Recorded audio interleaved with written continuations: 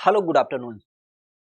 विशेषतः आप भी जानते होंगे कि आज है परचम की नई शुरुआत और इस परचम के अंदर खास करके जिन लोगों का सपना है बड़े स्तर पे एक गवर्नमेंट जॉब लेने का, तो उस गवर्नमेंट जॉब को साकार करने के लिए खासा एग्जामपुर हमेशा आपके साथ रहता है। और उसी बिंदु को आधारित करते हुए खासा यूपीजीके की क्लास की जब बात करते हैं तो उसकी शुरुआत हो चुकी है। तो जल्दी से जल्दी आप लोग क्लास में विभिन्न तरीके से जो आपके माध्यम है उसी तरीके से जुड़ते जाएं और जहां पे हम प्रमुखता से एक एक बिंदुओं की चर्चा करेंगे। तो ध्यान रखिएगा, यूपीजी के जब उत्तर प्रदेश के किसी भी एग्जाम की बात आती है तो एक ही नाम आता है यूपीजी के। और जाहिर सी बात है कि यूपीजी के अगर जो किसी ने रेगुलर स्तर पे क्लासेज की है तो उसे पता होगा कि जितनी भी विभिन्न परीक्षाएं पिछले क्रम में हुई हैं उनमें से एक दो क्वेश्चन का तो हम जिक्र नहीं करते हैं अपवाद स्वरूप, लेकिन बार बार हम अपने सीने को गर्व से चौड़ा कर सकते हैं क्योंकि जितना हमने पढ़ा है, जितना हमने अध्ययन किया है, उन्हीं सारे सिलेबस को कंप्लीट करता हुआ कहीं न कहीं प्रश्नों का एक मॉड्यूल भी आपको दिख मिलता है। तो उम्मीद करते हैं कि आज पहले दिवस से ही आप लोग कमर कस के तैयार हो जाएंगे, खास करके उस एग्जाम को फतेह करने के लिए जिसके बारे में आपने और आपके परिवार ने स्वप्न देखा है। उस एग्जाम को लेकर के हम भी पूरी तरीके से यहां पे तत्पर हैं और जहां पे जो विभिन्न पहलू प्रश्न के माध्यम में आपके सामने पूछे जाते हैं उनकी हम यहां पे क्रमवार चर्चा करेंगे। तो चलिएगा शुरुआत एक एक बिंदुओं से करते हैं, जहां पे कह सकते हो कि जो बिंदु का संदर्भ होगा वो यूं होगा कि क्या चर्चा होगी। जाहिर सी बात है कि जो चर्चा होगी वो चर्चा आधारित होगी आज के पूरे एक तरीके से कह सकते हो कि सिलेबस और इंट्रोडक्शन के ऊपर आधारित।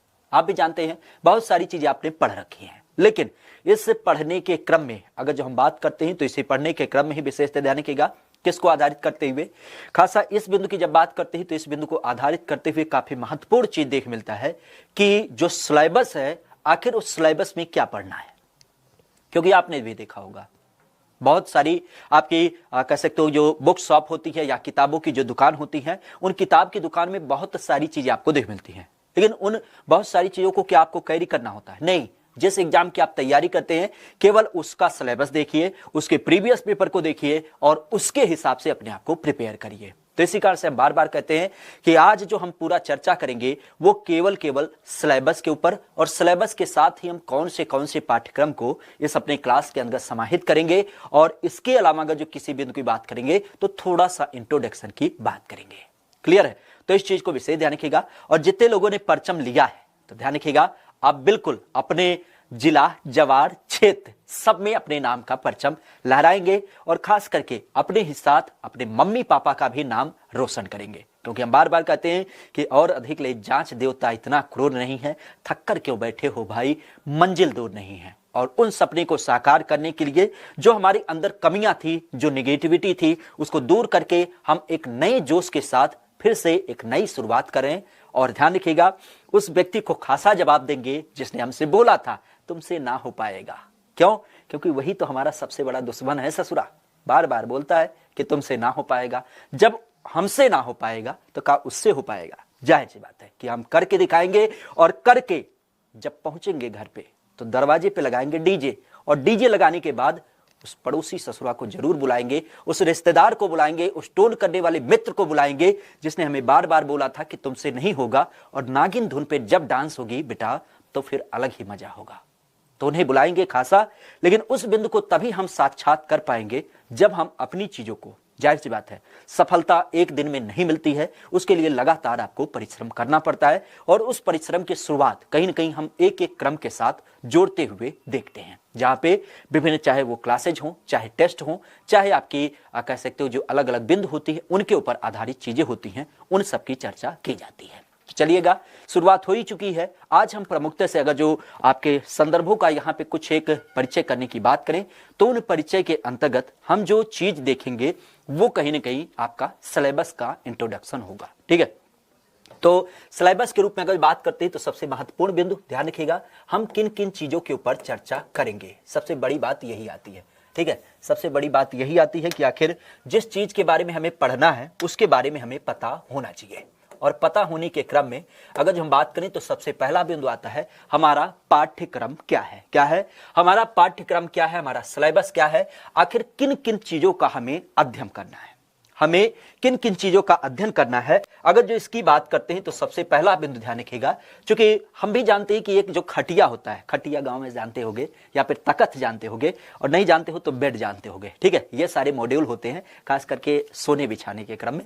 तो उसकी जब बात करते हैं तो आपने देखा भी होगा कि उसके 4 पाए होते हैं। तो हम सिलेबस को भी अपने 4 विभिन्न भागों में बांट करके देखते हैं। अगर जो इसके आधार की बात करें तो इसका जो मुख्य आधार होता है वो यूं आपको देख मिलता है। सबसे पहला जो भाग होता है, अगर जो उसकी हम बात करें तो ध्यान रखिएगा, सबसे पहला भाग होता है हमारा इतिहास का।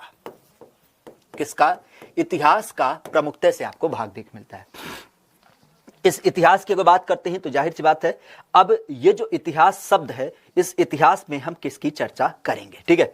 सबसे पहली बात यही आती है कि आखिर ये जो इतिहास सब्जेक्ट है, इस इतिहास में हम किसका इतिहास रचेंगे, क्या अपना इतिहास रचेंगे या फिर पड़ोसी को मौका देंगे कि वो हमारा इतिहास रचे, हमें बार बार टोन करके। तो जाहिर सी बात है कि जब हम यहाँ पे अपना इतिहास रचने की बात करें तो इतिहास रचने के क्रम में हमें पता है कि इतिहास का अध्ययन ऐसे नहीं हो सकता है कि चल रहे थे मुगल काल में और चले गए कहां सल्तनत काल में, फिर देखा अंग्रेज आ रहे थे, अंग्रेज जैसे घोड़े पे बैठे थे, तब देखा वहां वैदिक काल में वाल्मीकि जी क्या कर रहे थे, रामायण की रचना कर रहे थे। तब तक हमें महसूस हुआ अरे ये तो बहुत बड़ा गलती हो गया, गंगाधर जो थे गंगाधर शक्तिमान हो गए। लेकिन शक्तिमान होने के बाद अगर बात करते हैं तो कह सकते हो कि चले गए फिर से एक बार पिछले सनम में और पिछले समय में चले गए तो देखा गंगा की उत्पत्ति और बहुत सारी चीजें। तो मिक्सअप नहीं करना है, जाहिर सी बात है।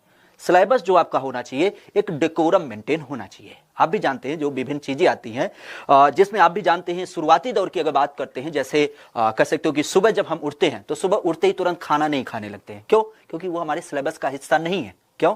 हम शुरुआती दौर में अगर जो देखें तो उठते हैं, ब्रश करते हैं, फिर चाय पीते हैं, फिर उसके बाद दैनिक क्रिया करने वगैरह के बाद फिर जब हमारा टाइम होता है लंच का, डिनर का, तो उस तरीके से करते हैं। तो जब कहीं ना कहीं आप कह सकते हो कि शुरुआती दौर में आपने अपनी चीजों को डिसाइड कर रखा है कि हमें इस तरीके से काम करना है, तो जाहिर सी बात है कि हमें जो काम करना है वो इसी क्रम में करना है।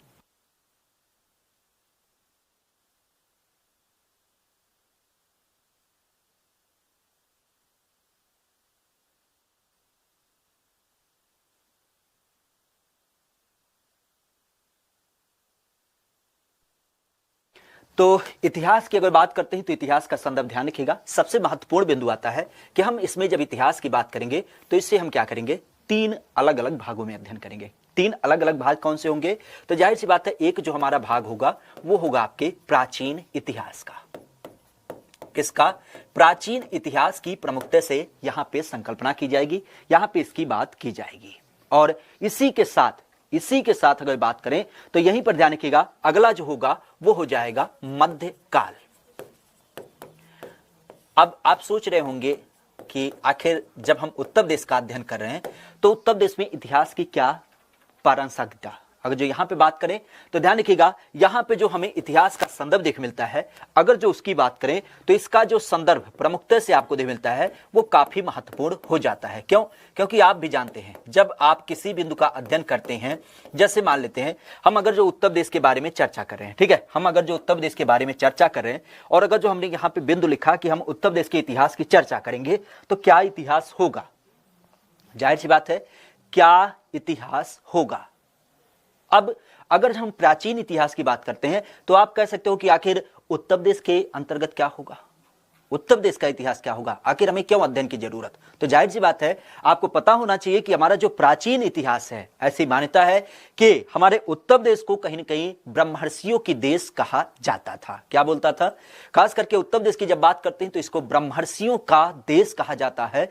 ऐसी मान्यता है कि जो अनेकों प्रकार के महात्मा, ऋषि और वेद पुराणों के जो रचयिता थे, उन सब की अगर बात करें तो उन सब का क्रम कहीं न कहीं हमारे प्रदेश से देखने को मिलता है। तो इस कारण से अगर बात करें तो हम अपने प्रदेश को खास करके इतिहास की जब बात करते हैं, अरे भैया इतिहास को हम अपने शब्दों में हिस्ट्री बोलते हैं, ठीक है, अंग्रेजी वाले विशेष ध्यान रखिएगा, इतिहास को हम क्या बोलते हैं? हिस्ट्री की संज्ञा देते हैं। और हिस्ट्री में खास करके प्राचीन को क्या बोलते हैं? तो प्राचीन को एंशिएंट की संज्ञा देते हैं। क्या बोलते हैं इसको? एंशिएंट की संज्ञा इसको विशेष दिया जाता है, ठीक है, एंशियंट हिस्ट्री विशेष इसे बोला जाता है। मध्यकाल की अगर बात करते हैं तो मध्यकाल को मिडिवल बोला जाता है। क्या बोला जाता है? मध्यकाल को मिडिवल बोला जाता है। और आधुनिक की अगर बात करते हैं तो आधुनिक को हम मॉडर्न कहते हैं। ठीक है, इतना बिंदु क्लियर होना चाहिए, विशेष ध्यान रखिएगा।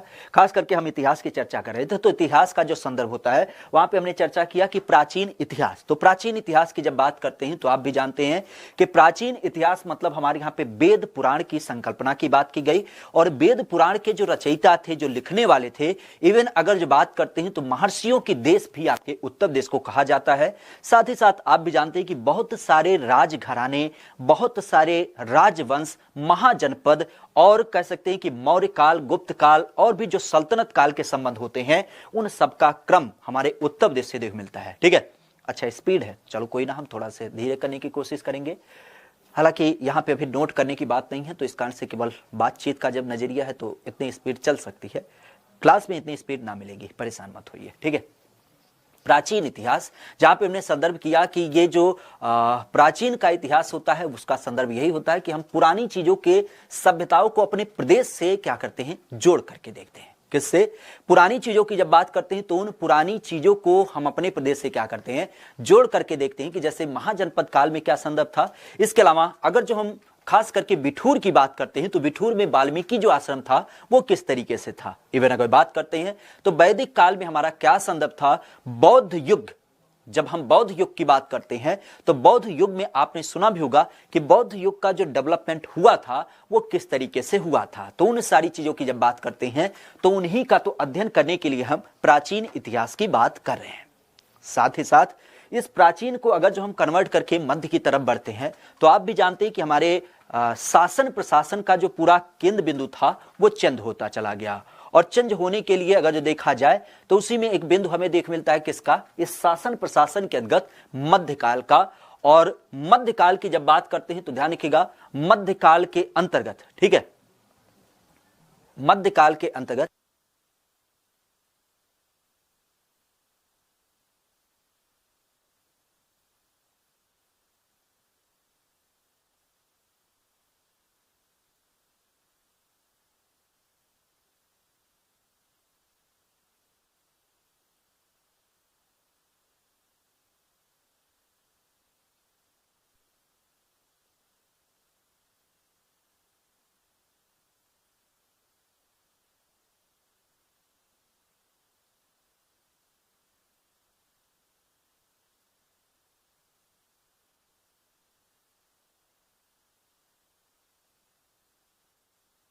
चलो, तो यहां तक हम बात कर रहे थे। वो एक्चुअली जो आपको बफरिंग वाला इशू दिख रहा है, बफरिंग ऐसा कुछ ना, सामने चूंकि डिस्प्ले लगी होती है ना आपके कमेंट को देखने के लिए, तो उसी कमेंट का जो लाइट है वो सामने आपका दिख रहा है। ठीक है, बाकी इतना कोई बड़ा इशू ना है। ठीक है, परेशान मत होइए। क्लियर? किसकी हम बात कर रहे थे? इतिहास की बात कर रहे थे। तो जैसा कि हमने मध्यकाल की बात की, तो मध्यकाल में आप भी जानते हैं कि मध्यकाल के अंतर्गत जो चीजें आपकी हो जाती हैं वो किस में हो जाती हैं। तो मध्यकाल के अंतर्गत जो चीजें होती हैं, जहां पे आप जानते हैं कि विभिन्न प्रकार के राजा महाराजा, और राजा महाराजा के अलावा अगर बात करते हैं तो कह सकते हो कि जो सल्तनत काल का समय था, उन सब चीजों की जब बात करते हैं तो उनका क्रम कहीं न कहीं हम इसमें अध्ययन करने की बात करते हैं। और साथ ही साथ अगर बात करते हैं आधुनिक काल, तो जाहिर सी बात है कि सल्तनत काल और मुगल काल में बहुत सारी घटनाएं घटी थी, लेकिन इसके बाद जो अगला क्रम आता है वो आता है आधुनिक काल। और आधुनिक काल मतलब हम कहते हैं कि जहां पे हमारे यहाँ पे क्या हो गया, अंग्रेजों का शासन काल एक तरीके से शुरू हो गया। तो उस अंग्रेजों के शासन काल से ही कहीं ना कहीं हम इस बिंदु की चर्चा करते हैं, जहां पे हम ये देख पाते हैं कि अंग्रेज जब हमारे यहाँ पे आए थे तो किस तरीके से नए नए बदलाव हुए। और नए नए बदलाव होने के बाद अगर जो देखा जाए तो कह सकते हो कि नए बदलाव के अलावा जो अलग अलग तरीके से बिंदु होते हैं उनका संदर्भ क्या हो जाता है। ठीक है, तो उन सारी चीजों की जब बात करते हैं तो उन सारी चीजों को आधारित करते हुए हम इतिहास के 3 अलग अलग भागों का क्या करते हैं, चर्चा यहां पे करते हैं। खास करके प्राचीन इतिहास, मध्यकाल, और मध्यकाल के अलावा अगर बात करते हैं तो आपका आधुनिक काल। तो इस तरीके से ध्यान रखिएगा जब हम इतिहास की बात करते हैं। ठीक है, तो इतिहास के क्रम में खास करके ये इतिहास का संदर्भ आपको देखने को मिलता है। ठीक है, इतिहास का संदर्भ आपको कुछ इस तरीके से देखने को मिलता है, जहां पे हम क्या करते हैं, इसके प्रमुखता से माध्यम की बात करते हैं। ठीक है, तो इस चीज को ध्यान रखिएगा, खास करके प्राचीन इतिहास, या जिसको हम एंशिएंट इंडिया भी कहते हैं, एंशिएंट हिस्ट्री भी संज्ञा देते हैं। इसके अलावा अगर बात करते हैं तो आपका मध्यकाल, और मध्यकाल की जब बात करते हैं तो मध्यकाल के अंतर्गत खास करके किसकी बात की जाती है, तो मध्यकाल में हम मिडिवल की बात करते हैं। और मध्यकाल के बाद जो आपका अगला आता है वो आता है आधुनिक काल। आधुनिक काल की अगर बात करते हैं तो इसका मतलब मॉडर्न।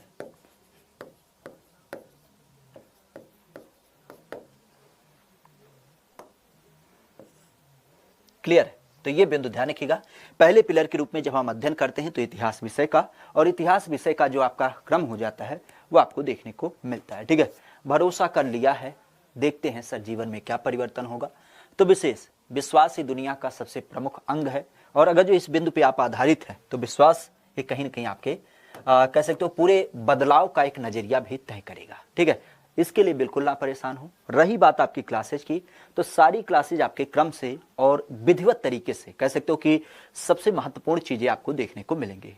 और पीडीएफ की जब बात करते हैं तो पीडीएफ के लिए आप पहले दिन से ना परेशान हो। जैसे ही आपकी क्लास सबमिट होती है उसके तुरंत ही बाद ये जो आपका बोर्ड मटेरियल होता है उसको सबमिट किया दिया जाएगा। ठीक है, तो इस कारण से इसके लिए परेशान ना हो कि आपको पीडीएफ कैसे मिलेगी, क्लासेज कैसे होंगी और आपके विश्वास का क्या होगा। जाहिर सी बात है, आपने विश्वास से लिया है तो आपके विश्वास को हम तोड़ने के लिए थोड़ी ना यहाँ पे लुटेरे टाइप के हम थोड़ी ना दिख रहे हैं कि आपसे कोर्स का पैसा ले लिया उसके बाद लोड करके बैठ गए।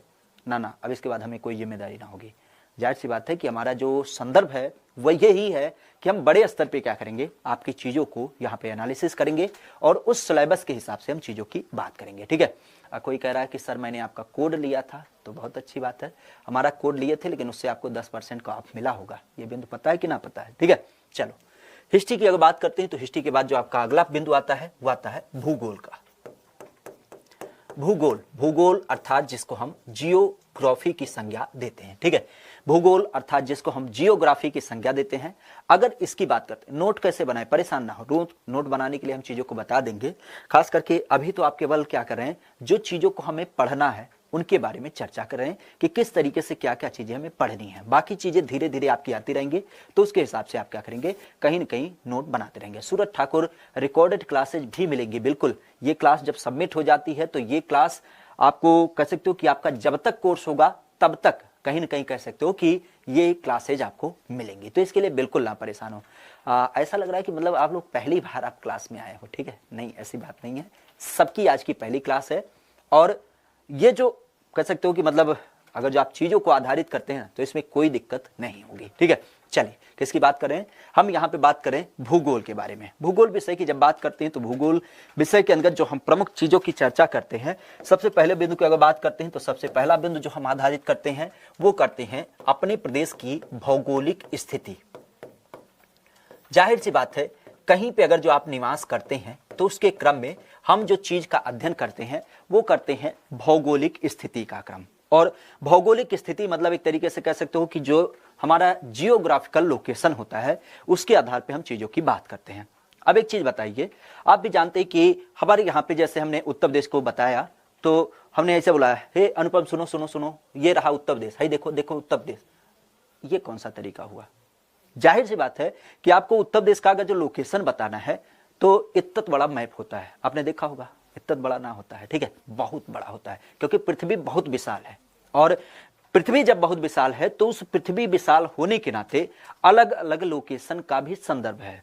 जनरली आपने सुना भी होगा, आगे हम चर्चा भी करेंगे किसको, खास करके अक्षांश और देशांतर के आधार पे अलग अलग लोकेशन के। जैसे हमने बोला कि उत्तर प्रदेश तो है वही गोलाब देख लिया, ये कौन सा तरीका हुआ? क्योंकि आप भी जानते हैं कि हमारे यहाँ पे जब ग्लोब की बात की जाती है तो उस ग्लोब में अलग अलग क्या है, आपके एंगल तय किए गए हैं। जैसे हमने बोल दिया उत्तर प्रदेश है ग्लोब पे, तो क्या अमेरिका में जाके ढूंढेंगे? कभी ना ढूंढेंगे। क्यों? क्योंकि हमें उत्तर प्रदेश चाहिए भारत के अंदर, तो भारत तो हमें पहले से पता हो। और इस कारण से कहीं ना कहीं हम इस चीज की चर्चा करेंगे कि हमारे प्रदेश की भौगोलिक स्थिति क्या है, खास करके उस ग्लोब के ऊपर आधारित करते हुए।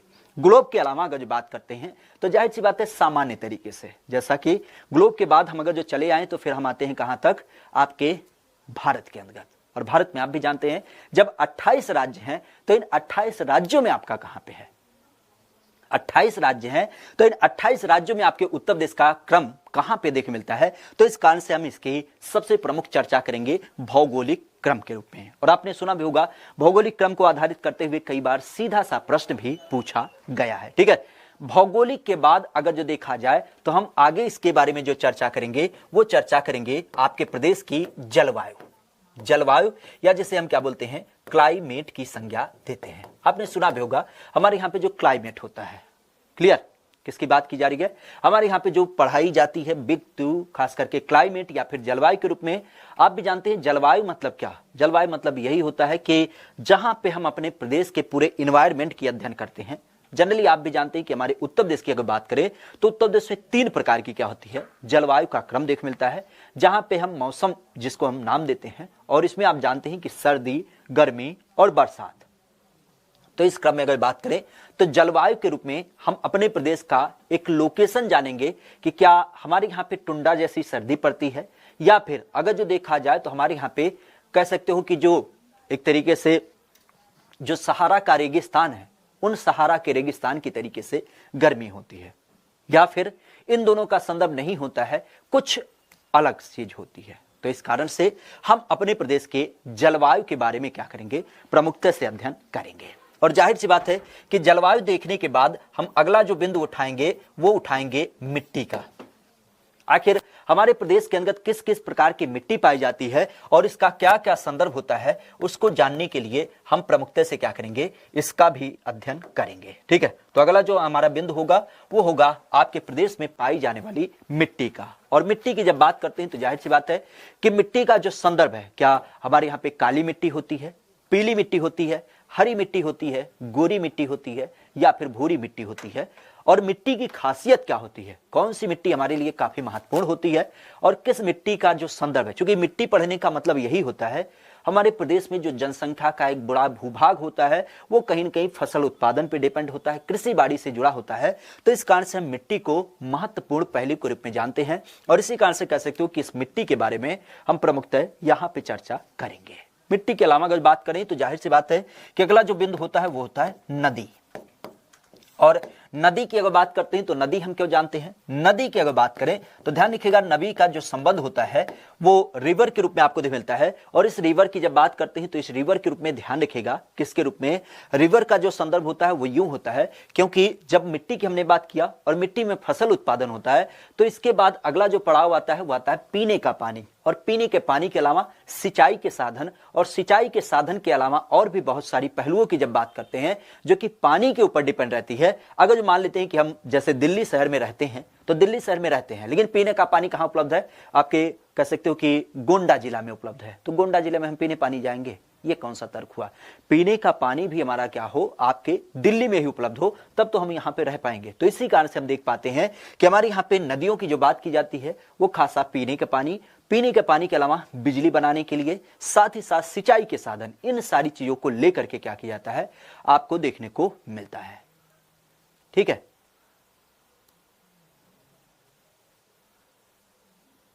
स्क्रीनशॉट नहीं है, ये एप्लीकेशन थोड़ा सा सिक्योर होता है तो आप यहाँ पे स्क्रीनशॉट नहीं ले सकते, चीजों को आपको लिखने पड़ेंगे। ठीक है, तो इस चीज को ध्यान रखिएगा।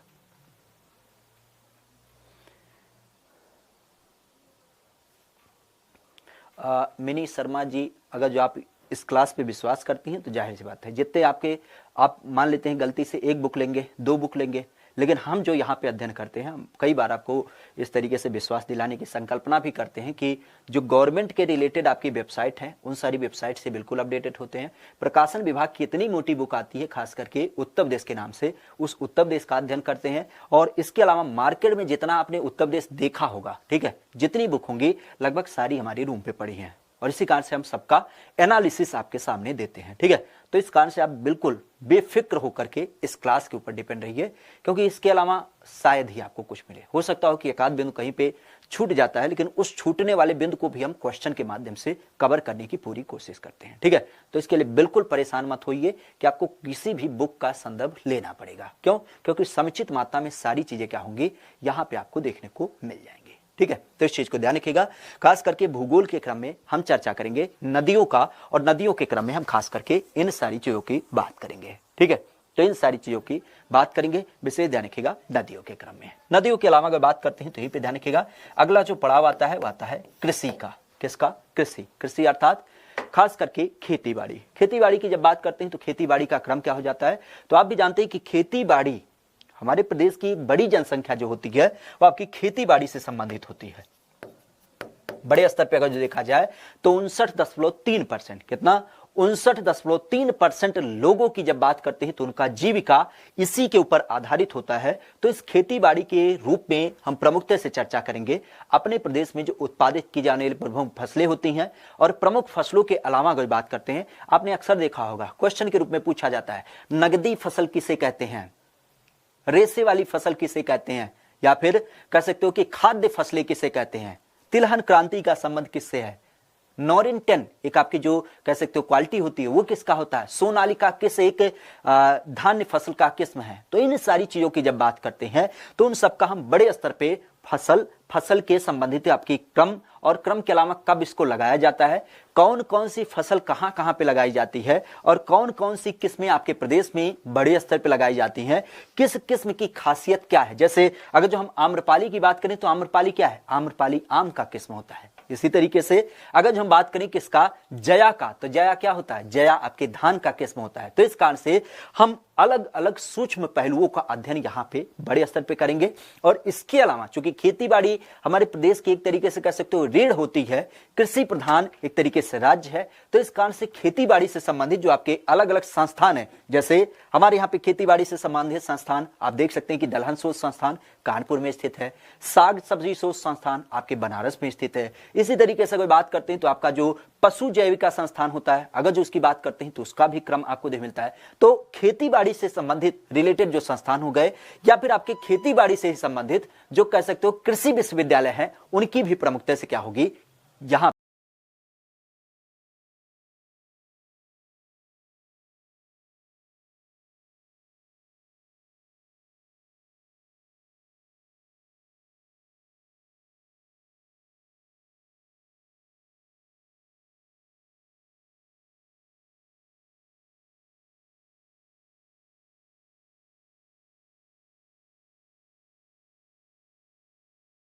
बिहार से रिलेटेड है या फिर आप हिमाचल से हैं या उत्तराखंड से हैं, तो उन सारे राज्यों से संबंधित व्यक्ति हमारे यहाँ पे बिल्कुल बड़े आराम से फॉर्म भर सकते हैं। तो इसके लिए बिल्कुल निश्चित रहें, ठीक है। अदर स्टेट वाले कायदे से राजा की तरीके से ऐसा हम भी फार्म भरेंगे, नौकरी लेके जाएंगे। कहां पे, यूपी दद्दा का राज है, एक सीट हमार हुई, खास करके बिहार के, परेशान मत होइए, ठीक है। एक सीट आपकी मिलेगी खास करके, लेकिन तब अब ऐसे ना होगी कि साहब हम बिहार से आए हैं हमें नौकरी दे देते, ये कौन सा तर्क हुआ। उसके लिए आपको क्या करना होगा, जो सिलेबस होगा, जो पेपर होगा, जो उसका पैटर्न होगा, उसको क्लियर करना होगा, तब उसके बाद आपका मेरिट बनेगा और उस मेरिट के आधार पर आपको नौकरी दी जाएगी। क्लियर है। चलिए, तो कृषि के अंतर्गत हम अलग अलग चीजों की बात करेंगे। क्लियर है, कृषि के अंतर्गत अलग अलग चीजों की बात करेंगे। इसके अलावा अगर बात करते हैं तो जाहिर सी बात है हमारे यहाँ पे एक बिंदु आता है वन और फिर आपका वन्य जीव,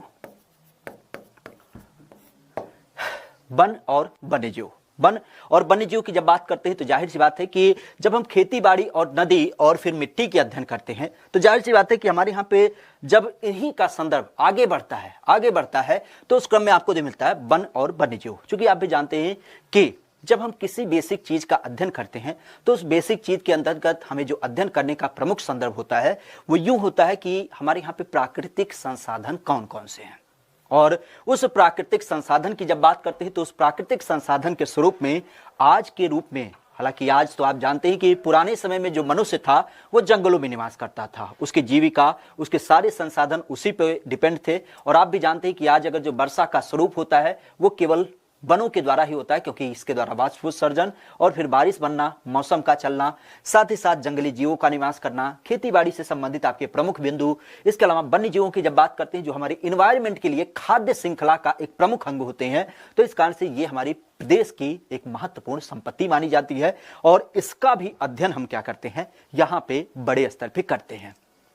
तो इस कारण से इस भूगोल विषय के अंतर्गत खास करके हम अपने प्रदेश में क्या वनों की औसत मात्रा है, क्या इसका संदर्भ है, किस एक जिले में बड़ी मात्रा इसकी पाई जाती है या फिर किस एक जिले में इसकी कम मात्रा पाई जाती है, और साथ ही साथ ये जो वन्य जीव होते हैं, इन वन्य जीवों की जब बात करते हैं तो इन वन्य जीवों के अंतर्गत कौन कौन से अभ्यारण्य जानवरों के सुरक्षित रखने के लिए, क्योंकि आप भी जानते हैं बड़े स्तर पे लोगों ने क्या किया है, जानवरों का एक तरीके से कह सकते हो कि उनको, चूंकि उनके जो विभिन्न आइटम होते हैं, चाहे हड्डी हो गया, चाहे दांत हो गया, या फिर उनके चमड़े हो गए, तो उनको बड़े स्तर पे क्या किया जाता है, लोगों के द्वारा बेचा जाता है, तो इस कारण से उनकी हत्या होती है। तो देखा जाए तो हमारे यहाँ पे सरकार के द्वारा क्या किया गया, खास करके इस वन और वन्य जीव अभ्यारण्य को विशेषतः देख सकते हैं कि प्रमोट करने की बात की गई, जिससे क्या हो, अलग अलग राज्यों के क्रम में अलग अलग जो जानवर होते हैं उनको हम क्या कर पाए, संरक्षित कर पाए। तो इस बिंदु को आधारित करते हुए ये कहीं ना कहीं संदर्भ आपको देखने को मिलता है।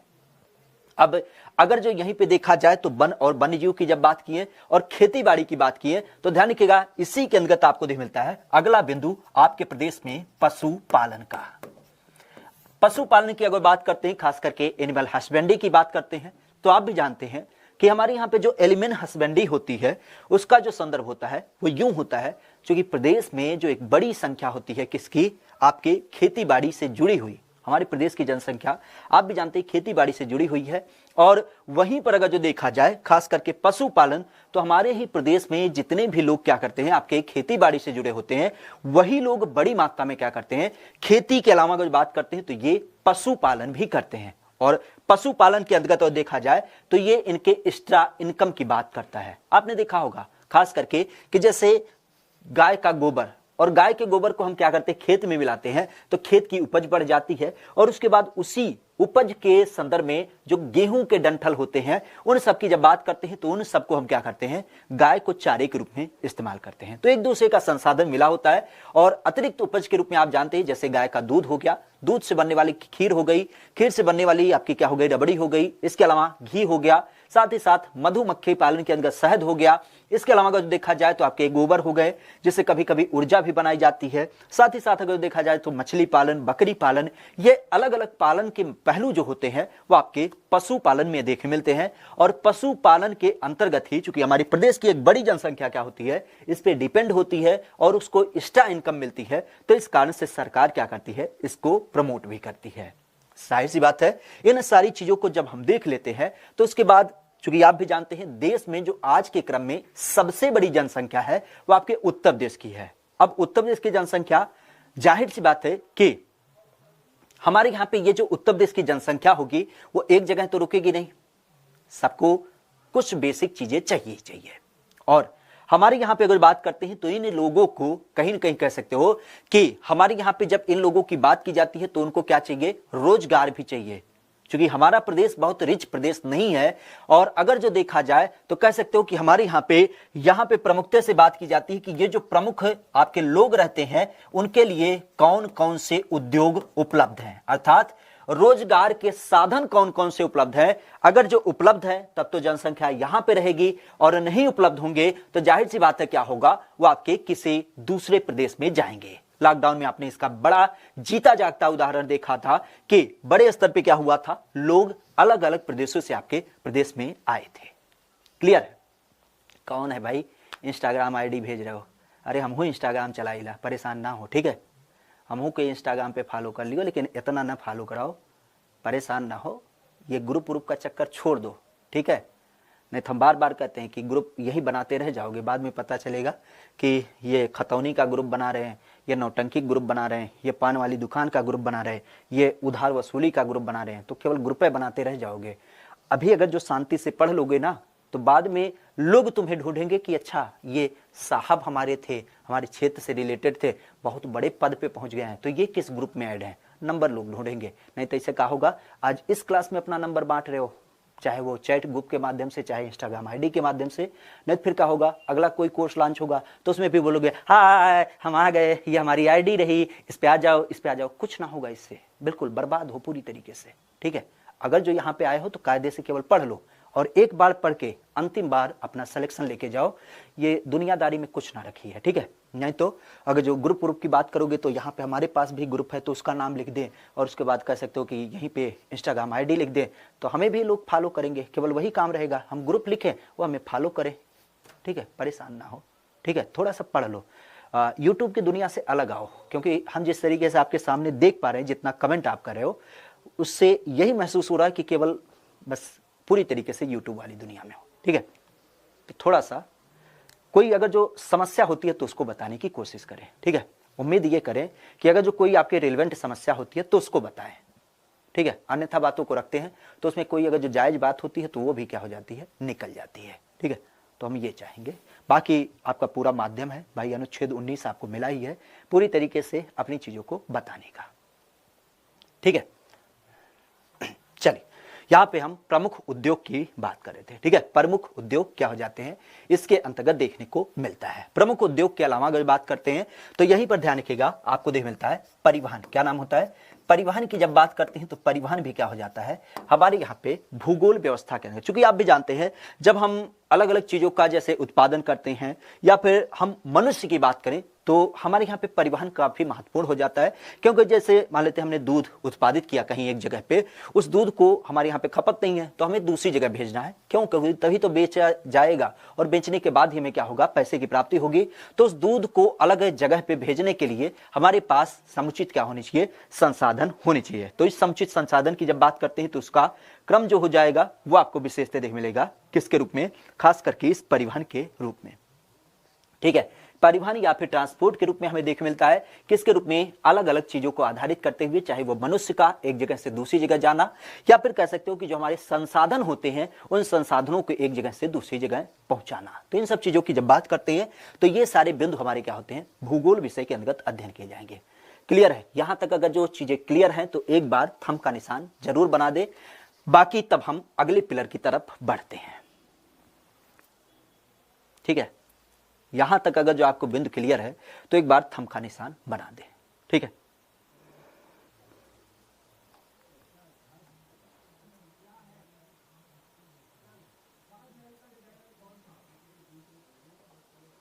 कोई समस्या तो नहीं आ रही ना। अच्छा, एक चीज ध्यान रखिएगा, थोड़ा सा हो सकता हो कि हमारी हिंदी भाषा क्लिष्ट लगती हो, क्योंकि ज़्यादातर हम कह सकते हो कि शुद्ध हिंदी का प्रयोग करते हैं। तो अगर जो उससे कोई दिक्कत होती हो और या फिर हमारी राइटिंग, हालांकि राइटिंग तो पढ़ने में आ जाती होगी, राइटिंग का उतना इशू ना होती है, लेकिन और तो कोई समस्या नहीं आनी चाहिए। ठीक है,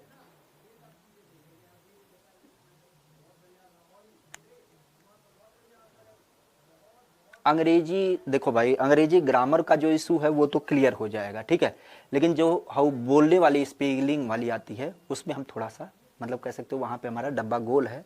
तो इस कारण से कह सकते हो कि बेसिकली माई अंग्रेजी इज बिल्कुल कमज़ोर, तो इस कारण I am not speaking very well in English. तो इस कारण से अंग्रेजी का डिमांड थोड़ा कम करें तो अच्छा रहेगा।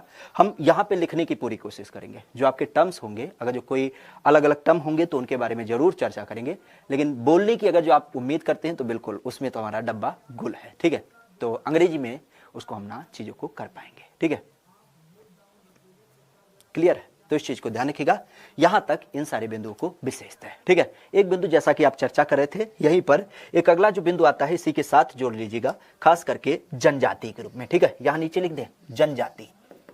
जनजाति आप भी जानते हैं कि हमारे प्रदेश में ट्राइब्स का जो संदर्भ होता है वो भी आपको बड़े स्तर पे देखने को मिलता है। किसका, ट्राइब्स की जब बात करते हैं तो इन ट्राइब का भी संबंध क्या हो जाता है हमारे यहाँ पे बड़े स्तर पे आपको देख मिलता है। तो इन ट्राइब की जब बात करते हैं तो इन ट्राइब का भी संबंध क्या करिएगा, थोड़ा सा ध्यान रखिएगा। ठीक है, ट्राइब्स, अरे ऊपर कहने जा रहा है, अच्छा ये हो जाएगा। ठीक है, इसको हम हटा के लिख देते हैं, खास करके ये रहा परिवहन, और परिवहन के बाद आपकी जनजाति।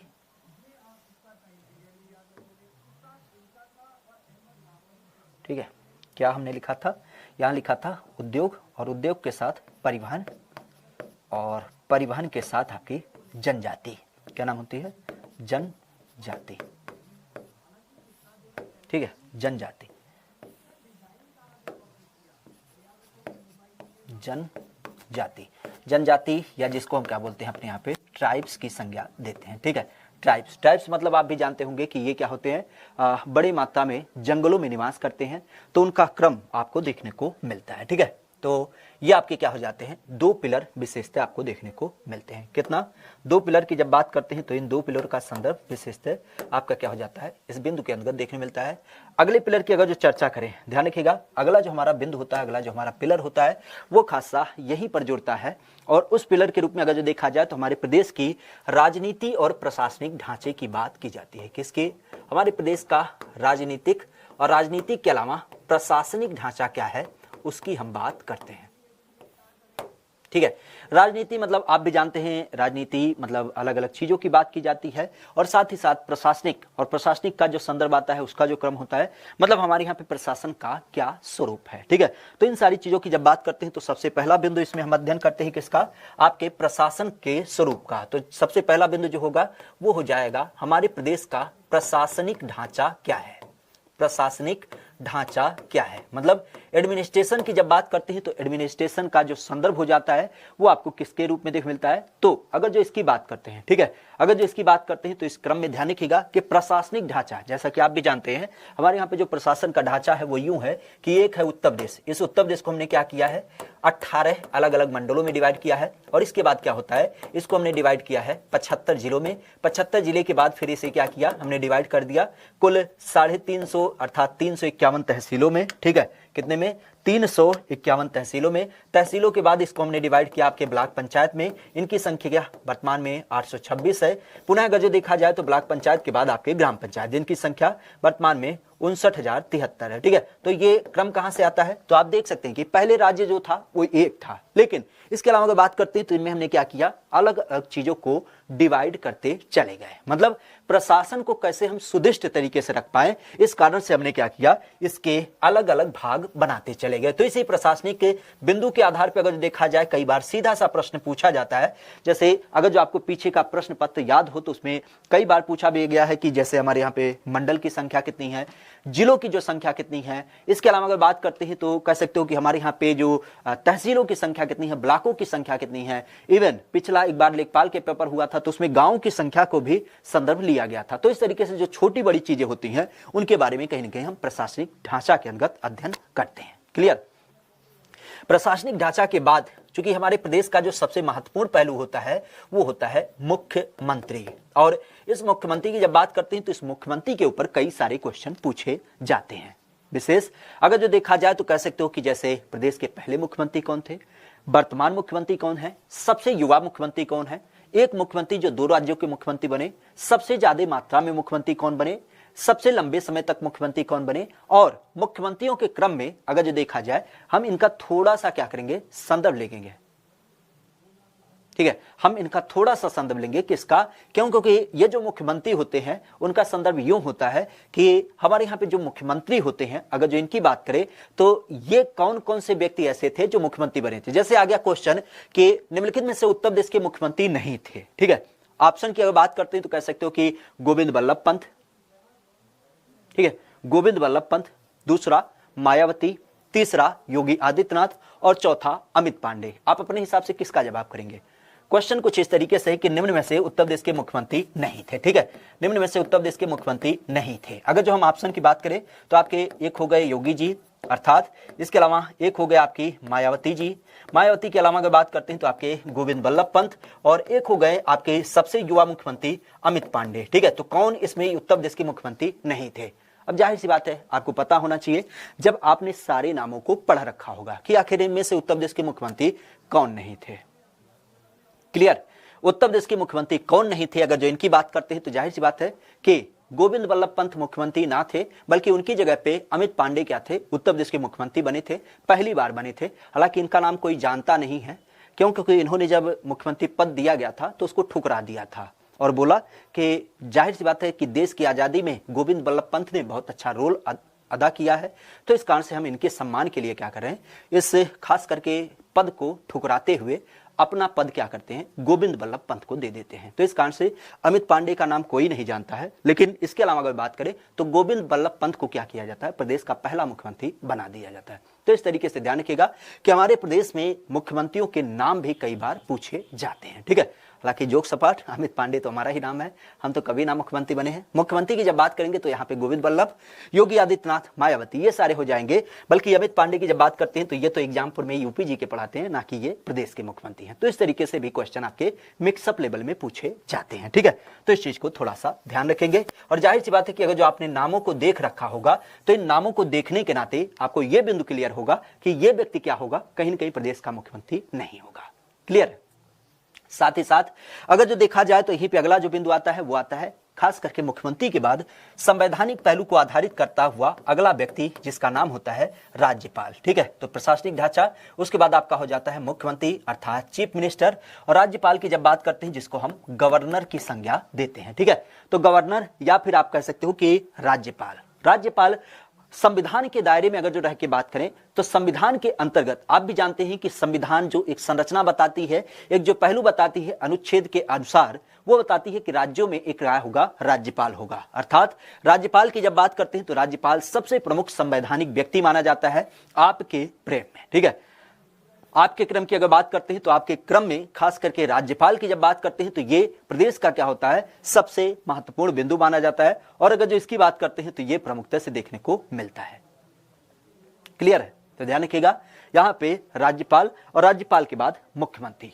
साथ ही साथ अगर बात करते हैं तो जाहिर सी बात है कि इन सारी चीजों को देखने के बाद अपने प्रदेश के हम कुछ प्रमुख जिलों की बात करेंगे, क्योंकि आप भी जानते हैं कुछ एक जिले ऐसे हैं जो क्या होते हैं, काफी फेमस होते हैं। जैसे कह सकते हो कि आपका लखनऊ जिला है, तो लखनऊ क्यों फेमस है, क्योंकि ये प्रदेश की राजधानी है। इसी तरीके से बनारस की अगर बात की जाए तो बनारस क्या हो जाता है, बनारस आध्यात्मिक राजधानी है। साथ ही साथ अगर जो देखा जाए कानपुर, तो कानपुर में बड़े स्तर पे उद्योग लगे हैं। गोरखपुर की अगर बात करते हैं तो हमेशा चर्चा में रहता है। गाजियाबाद हो गया। तो इस तरीके से जो आपके बड़े बड़े शहर हैं, बड़े बड़े जिले हैं जिनका नाम काफी चर्चा में रहता है, उनके बारे में हम क्या करेंगे, यहाँ पे प्रमुखता से चर्चा करेंगे। और इसके बाद अगला जो बिंदु होता है वो हो जाता है हमारा जनसंख्या के रूप में। ठीक है, कि हमारे प्रदेश की जो जनसंख्या होती है उसका स्वरूप क्या होता है, और इस जनसंख्या में कितने लोग प्रदेश में निवास करते हैं, और क्या क्या इनका महत्वपूर्ण पहलू होता है। ठीक है, जाहिर सी बात है आपने देखा होगा कई बार क्वेश्चन खास करके कि आपके प्रदेश की सबसे बड़ी जनसंख्या कौन सी है। इसके अलावा आपके प्रदेश में कौन सा जिला ऐसा है जहां पे सबसे ज्यादा जनसंख्या निवास करती है, सबसे ज्यादा बच्चों की संख्या कहां पे निवास करती है, सबसे ज्यादा लिंगानुपात कहां पे होता है। और इसके अलावा अगर बात करते हैं तो यहां पे बहुत सारी चीजें आपको देखने मिलती है। ठीक है, श्याम सुंदर जी कह रहे हैं और तो सब ठीक है सर, बस पढ़ाओ।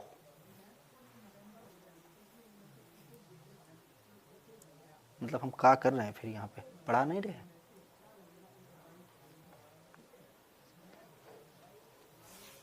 एक बार ऐसा करो ना, थोड़ा सा वो घर में देखो चुल्लू भर पानी है तो उससे मुंह धुल लो और एक कप चाय पी लो, तो पता चल जाएगा पढ़ाई चल रही है कि तमाशा चल रहा है। ठीक है, हद है पूरी तरीके से, मतलब पढ़ाएं। चैट करने से जब छुट्टी मिले तब तो पता चले पढ़ाई हो रही है, क्या हो रही है, हैं? अपना दिमाग तो पूरी तरीके से आस्की में लगी है, तो कहाँ से पता चले पढ़ाई हो रही है।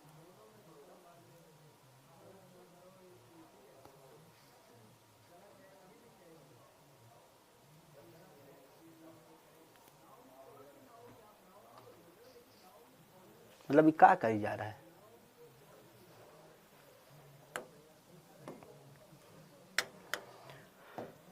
चलो इसके बाद अगर बात करते हैं तो हमारा अगला जो पड़ाव आता है, खास करके अगला बिंदु आता है, तो तीन बिंदु हमने देखे प्रमुखता से क्या हो जाता है। एक हमने देखा हिस्ट्री का, दूसरा भूगोल का, तीसरा राजनीति का। राजनीति के अलावा अगर बात करते हैं तो यहीं पे ध्यान रखिएगा सबसे महत्वपूर्ण बिंदु जो आता है वह आता है आपका अर्थव्यवस्था। ठीक है, किसी भी राज्य को ग्रोथ करना अगर जो है तो उसके लिए जो सबसे महत्वपूर्ण पहलू आता है वो आता है अर्थव्यवस्था, उसकी इकोनॉमी। जनरली आप भी जानते हैं, जैसे हम अगर जो अपनी बात करें तो हमें कोई काम करना होता है, XYZ कोई भी काम करना होता है, तो उस कारण से हमें जो चीज देख मिलती है वो क्या होती है कि किसी भी चीज को करने के लिए सबसे बड़ी चीज होती है पैसे की। तो पैसे की जब बात की जाती है तो राज्य भी अपने आप में क्या करता है, डेवलपमेंट करता है और भी बहुत सारी चीजों करता है, लेकिन उसको करने के लिए उसे क्या चाहिए, पैसा चाहिए। तभी तो गाना बना है, तो पैसा पैसा करती है काहे पैसे पे मरती है। अब ये आपको नहीं पता है, क्यों? क्योंकि उसकी बेसिक जरूरत ही क्या होती है, पैसा। तो इस कारण से आपको देख मिलता है पैसे की जब बात करते हैं तो इस अर्थव्यवस्था के अंतर्गत खास करके किसकी बात करते हैं, हम पैसे की बात करते हैं। ठीक है, और पैसे के रूप में राज्य सरकार कैसे कैसे पैसा देती है तो आप भी जानते हैं। सबसे पहला जो बिंदु आता है आपके प्रदेश में पैसे के रूप में तो वो आ जाता है बजट के स्वरूप में। ठीक है, उत्तर प्रदेश सरकार के द्वारा हर साल क्या किया जाता है, अपने प्रदेश को आधारित करते हुए बजट प्रस्तुत किया जाता है। और इस बजट की जब बात करते हैं तो इस बजट का जो संदर्भ होता है वो यही होता है कि हम अपने राज्य का डेवलपमेंट कैसे करेंगे, और इसी कारण से जितनी हमारी कमाई होती है उसको देखते हैं और इसके बाद हम कितना खर्च करेंगे उसकी कहीं न कहीं यहां पे चर्चा की जाती है। तो इस तरीके से ध्यान रखिएगा कि प्रमुखता से बजट राज्य सरकार की जब बात करते हैं तो राज्य सरकार के क्रम में प्रमुखता से क्या हो जाता है, यह प्रमुखता से आपको देखने को मिलता है। ठीक है, इस चीज को ध्यान रखिएगा।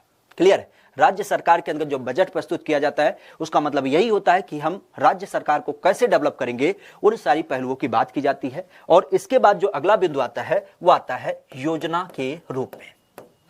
योजना सामान्यतः आप भी जानते हैं कि हमारे यहाँ पे जो राज्य सरकार होती है वो अलग अलग प्रकार की योजनाएं निकालती है, जिसका मतलब ये होता है कि हमारे प्रदेश से संबंध में नो डाउट कुछ लोग अमीर होते हैं, कुछ लोग गरीब होते हैं, ये तो संकल्पना है। लेकिन यहीं पर अगर जो देखा जाए तो ध्यान रखिएगा क्या हो जाता है, योजना का जो संबंध होता है वो ये होता है कि जैसे प्रदेश में बहुत सारी महिलाएं होती हैं, बहुत सारे बच्चे होते हैं, दिव्यांग लोग होते हैं, बुजुर्ग लोग होते हैं और कई सारी ऐसी कम्युनिटी होती है जो काफी पिछड़ी होती है।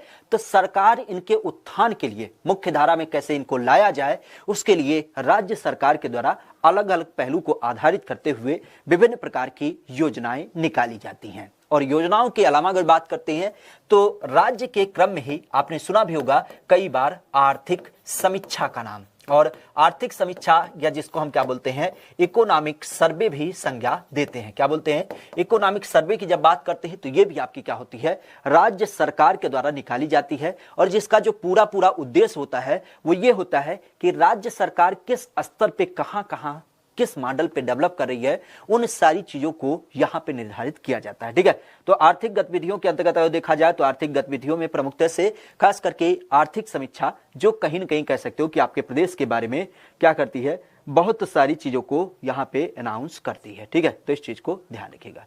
इतने में अगर जो कोई समस्या हो तो एक बार बता दे, इतने में कोई समस्या हो तो बता दे।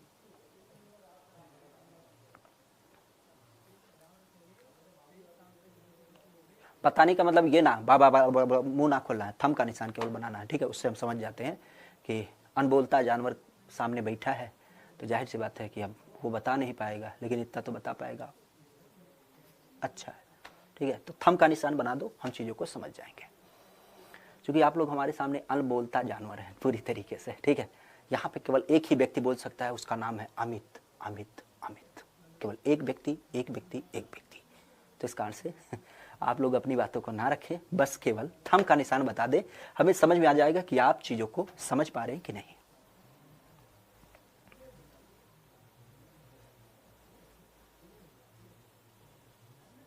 कोई दिक्कत नहीं, चलो अच्छी बात है। इसके आगे बढ़ते हैं तो अगले क्रम की जब बात करते हैं तो हमारा जो अगला पड़ाव आएगा ये 4 पिलर मुख्य हो जाते हैं। ठीक है, लेकिन जाहिर सी बात है कि जैसे हम अगर मान लेते हैं किसी चीज को करते हैं, किसी गतिविधि को करते हैं, आपने देखा होगा आपके घर पे अगर जो शादी पड़ती है तो शादी पड़ने में बहुत सारी चीज आप करते हैं, लेकिन फूफा जी का होते हैं गुस्सा हो जाते हैं, जीजा जी अलग गुस्सा होकर निकल जाते हैं, उधर बुआ मुंह फुलाए पड़ी रहती है, मौसी जी का अलग संदर्भ होता है। तो सबको खुश करना होता है। जाहिर सी बात है हम 4 पिलर मुख्य मानते हैं, लेकिन इसके बाद भी कई सारे पहलू ऐसे होते हैं जो मुंह फुला के साइड में रहते हैं, तो उनकी भी हम संकल्पना लेके ही चलते हैं। तो यूं कह सकते हैं अगला जो हमारा संदर्भ होगा वो हो जाएगा अन्य को आधारित करते, मतलब समाज के अन्य पहलू को हम क्या करेंगे, कहीं ना कहीं यहाँ पे जोड़ने की बात करेंगे, और जो कहीं ना कहीं हमारे सिलेबस का ही प्रमुखता से इच्छा एक तरीके से संदर्भ हो जाएगा। आर्थिक समस्या नहीं है, समीक्षा है। ठीक है, समस्या नहीं है, समस्या, आर्थिक समस्या। आर्थिक समीक्षा क्या होती है, सरकार के द्वारा निकाली जाती है और जिसका जो मतलब होता है वो ये बताती है कि हमारा प्रोग्रेस किस लेवल पे है। जैसे दाल के उत्पादन में क्या नंबर है, रेलवे की जो लंबाई है वो कितनी है, रोडवेज की संख्या कितनी है, जेलों की संख्या कितनी है, इन पे क्वेश्चन कई बार बनते हैं। और प्रोग्रेस की अगर बात करते हैं, ठीक है, इकोनॉमिक सर्वे की जब बात करते हैं तो उसका मतलब यही होता है कि पूरे प्रदेश में क्या स्थिति है, उन सारी चीजों की बात की जाती है। ठीक है, कोई हम मुक्का मार रहा है, ठीक है, अंगूठा बनाने के लिए बोले तो सही है। चलो किसकी बात करें, अन्य। तो अन्य में हम जो चीजों की बात करते हैं तो अन्य में सबसे पहला बिंदु जो होता है, आप भी जानते हैं किसी भी परीक्षा को करने के क्रम में आजकल का जो परीक्षा का क्रम है उसमें सबसे ज्यादा जो पहलू होता है ना, ये लगता है, ये है डिजिटल बोर्ड, ऐसे छूते हैं करंट। तो यही कंडीशन होती है आपके पेपर में। क्यों? क्योंकि पेपर में भी जब करंट अफेयर पूछा जाता है तो आपको ऐसे करंट लगता है, क्योंकि आता ही नहीं है। तो उस कारण क्या किया जाए, जाहिर सी बात है हम करंट अफेयर को विभिन्न पत्रिकाओं के माध्यम से, विभिन्न क्लासेस के माध्यम से क्या करते हैं, राष्ट्रीय और अंतरराष्ट्रीय स्तर की खबरें जान लेते हैं। नो डाउट उत्तर प्रदेश के बारे में भी कुछ प्रमुख खबरों को जान लेते हैं, लेकिन अगर जो हमें कुछ बेसिक चीजों को जानना है छोटे लेवल पे, तो उसको कहां पे जानेंगे? तो उसके लिए एक व्यक्ति है ना, अमित पांडे, वो आपकी जिम्मेदारी लेता है कि पिछले एक साल के जो करंट अफेयर होंगे, समसामयिकी होगी, उसके बारे में हम क्या करेंगे, यहां पे प्रमुखता से चर्चा करेंगे। तो ध्यान रखिएगा, सबसे पहला बिंदु होगा कि हम क्या करेंगे, समसामयिक विषयों को आधारित करते हुए पिछले एक साल के करंट अफेयर, खास करके ये जो करंट अफेयर होगा ये राज्य के क्रम में ना होगा, ये होगा आपके उत्तर प्रदेश के ऊपर आधारित करता हुआ, उत्तर प्रदेश के ऊपर आधारित करते हुए कहीं ना कहीं कह सकते हो ये सारी चीजें आपको देखने को मिलेंगे। ठीक है, करंट के अलावा अगर बात करते हैं तो यही पे ध्यान रखिएगा, प्रमुखता से हमारे प्रदेश में बहुत सारे व्यक्ति ऐसे हैं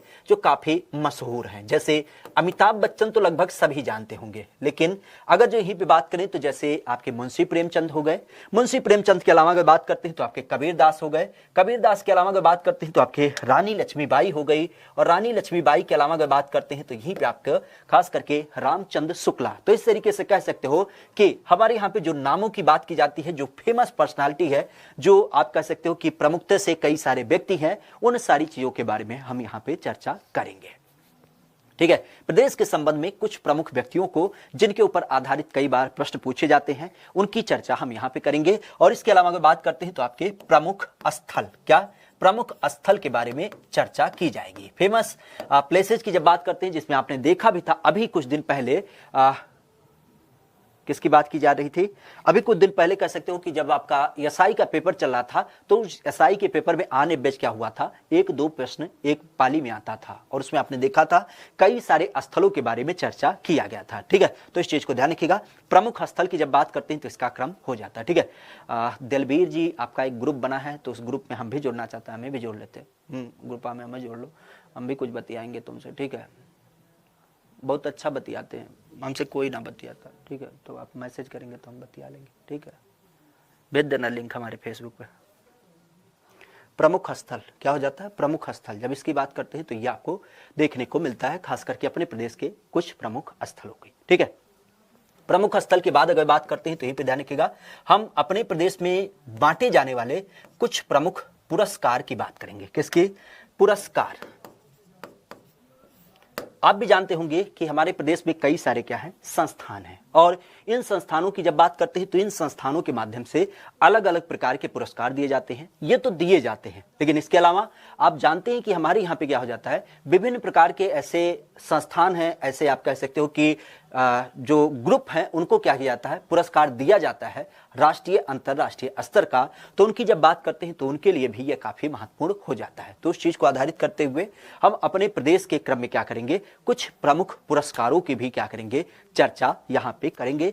अब पुरस्कार के बाद अगर जो देखा जाए तो यहीं पे ध्यान रखिएगा, हम अपने प्रदेश में लोगों को दिए जाने वाले कुछ प्रमुख सम्मानों की भी बात करेंगे। सम्मान जैसे क्या, सम्मान आप भी जानते हैं, जैसे अभी आपका बढ़ता है 26 जनवरी के दिवस में कह सकते हो कि जो पद्मश्री वगैरह की बात की जाती है। इवन अगर बात करते हैं खेल सम्मान की बात हो, खेल सम्मान के अलावा अगर बात करते हैं जैसे अभी स्वच्छ गंगा शहर की बात की गई, राजधानी की बात की गई, तो इस तरीके से जो आपके पुरस्कार या सम्मान अलग अलग तरीके से दिए जाते हैं, उन सब की चर्चा करने के बाद हम आगे बढ़ेंगे और एक बिंदु चर्चा करेंगे कि हमारे प्रदेश में आपने सुना होगा कि बड़े स्तर पे क्या होता है, कई सारे सम्मेलन भी होते रहते हैं। बड़े स्तर पे क्या होता है, कहीं ना कहीं कह सकते हो कि सम्मेलन भी होते रहते हैं, और इन सारे सम्मेलनों की जब बात करते हैं तो इनका भी क्रम हम यहाँ पे देखने को पाते हैं। और सम्मेलन के बाद हमारे सिलेबस का लगभग पूरा एक हिस्सा जो होता है वो कवर हो जाता है। और इसके बाद हम क्या करते हैं, इसको अन्य हो सकता हो कुछ एक पहलू ऐसा हो जो कहीं न कहीं कह सकते हो छूट गया हो, तो उसको आधारित करते हुए हम क्या करते हैं, इसको एक अन्य विषय के रूप में कलेक्ट करने की बात करते हैं। ठीक है,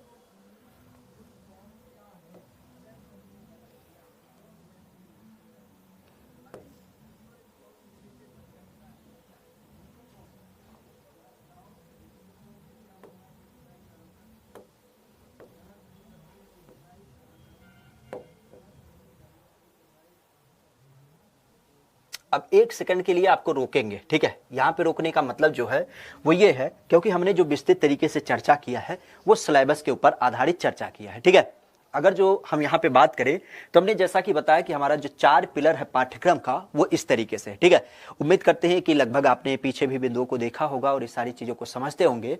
तो इन सारे बिंदुओं के आधार पे कोई अगर जो समस्या आपको लगती है तो उसे बता दे। ठीक है, केवल 1 सेकंड का यहाँ पे आपका समय जाया करेंगे, खास करके जहां पे हमने 4 पिलर बताए, कौन कौन सा, इतिहास, भूगोल, राजनीतिक, प्रशासनिक, अर्थव्यवस्था और फिर अन्य। तो इन सारे बिंदुओं में अगर जो कोई सारा संदर्भ जो आपको लगता है कि नहीं इस बिंदु पे खासा हमें नहीं समझ में आया या फिर ये बिंदु हमारे समझ से परे है, तो उसको बताने की कोशिश करें। ठीक है, यहां पे कोई बात करते हैं तो इसका क्रम हम यहीं पे देखते हैं। ठीक है, नो डाउट आप कह सकते हैं कि ये जो 1 घंटे वाली संदर्भ थी वो अपने आप पे कहीं ना कहीं कह सकते हो एक बड़ा अच्छा संदर्भ लिया, लेकिन फिर भी ध्यान रखिएगा कि ये जो संदर्भ होता है वो काफी महत्वपूर्ण होता है। क्योंकि इस संदर्भ के आधार पे ही हमें पता चलता है। ठीक है, इस संदर्भ पे ही आधार हमें पता चलता है कि हम किन किन चीजों को आधार नहीं मानेंगे। ठीक है, क्या हो जाएगा, इन चीजों को आधारित करते हुए इस चीज को हम कहीं ना कहीं जान पाएंगे कि हमें किन किन चीजों का अध्ययन करना है और किन किन चीजों का अध्ययन नहीं करना है। ठीक है, तो इस चीज को ध्यान रखिएगा। कई सारे लोगों का यहाँ पे कह सकते हो कि संदर्भ है कि कोर्स कितने दिन में कंप्लीट हो जाएगा। तो हमारा जो मतलब है वो कह सकते हो कि 35 से 40, कितना, 35 से 40 घंटे में हमारी पूरी कोशिश होगी कि हम पूरे उत्तर प्रदेश को कवर कर लें। ठीक है, उसके बाद जो डिपेंडेंसी होगी वो कह सकते हो कि हम क्या करेंगे, आपका जो क्या होता है उसे प्रैक्टिस सेशन। ठीक है, प्रैक्टिस मतलब क्वेश्चन कैसे आते हैं, क्या चीज़ें होती हैं, उनके ऊपर हम चर्चा करेंगे। ठीक है, तो इस चीज़ को ध्यान रखिएगा। क्लियर, तो यहाँ पे अगर जो कोई समस्या लगती है तो आप इसे जरूर बता दें। ठीक है, कला साहित्य वगैरह की जो बात कर रहे हैं वो कला साहित्य आपके इतिहास विषय में जुड़ जाएगा। ठीक है, वो उसी में जुड़ जाएगा, उसके लिए परेशान ना हो। कला साहित्य, मेला, ये सारी चीजें, यहाँ तक अगर जो कोई समस्या लगती है तो इसे बता दें।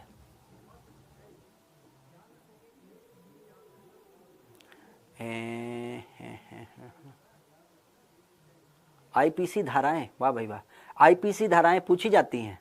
हाँ, योजना कौन पढ़ाएंगे, अरे ये अर्थव्यवस्था में एक दूसरे नंबर पे लिखा है योजना। ठीक है, तो योजना जाहिर सी बात है कि कुछ मात्रा में हम ही पढ़ाएंगे। ठीक है, यूपी करंट, हाँ यूपी वाला करंट अफेयर हम पूरी तरीके से पढ़ाएंगे। ठीक है, बाकी की हम ना जिम्मेदारी लेते हैं, लेकिन यूपी का जो आपका करंट अफेयर है वो सारी चीज़ें हमें देख मिलेंगे। ठीक है, अले भैया अनुसंधान संस्थान, ठीक है 9 बजे वाली, अरे 9 का मतलब अलग है, 9 तो यूट्यूब पे चलेगी, ये आपका अलग क्लास होगा, इसके लिए परेशान मत होइए। ठीक है, समसामयिक बताएं, समसामयिक मतलब क्या होता है, समसामयिक मतलब करंट अफेयर। ठीक है, करंट अफेयर की जब बात करते हैं तो उस क्रम में हमें आपको देखने को मिलता है। ठीक है, करंट अफेयर मतलब समसामयिक।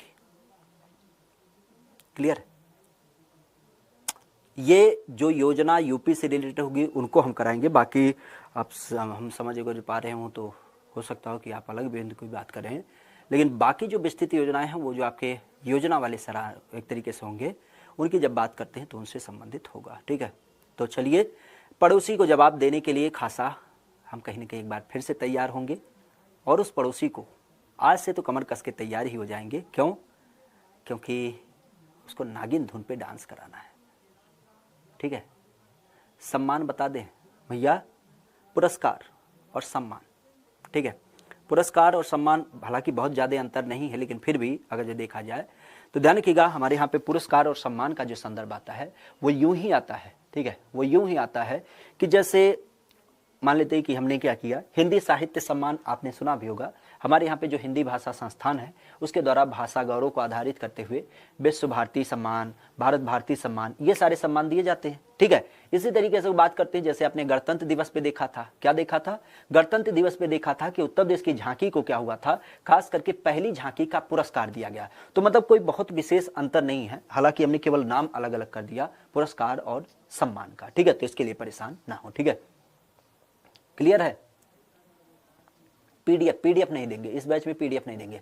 अरे चाचा शांत हो जाओ, पहले क्लासवा तो कर लो, मतलब पहले पीडीएफ दे दे तब पढ़ाएं। वाह भाई वाह, पीडीएफ जब ना मिलेगी तब फिर बताना, क्लास ना खत्म हुई पहले दिन पीडीएफ ही नहीं चाहिए, हद है पूरी तरीके से।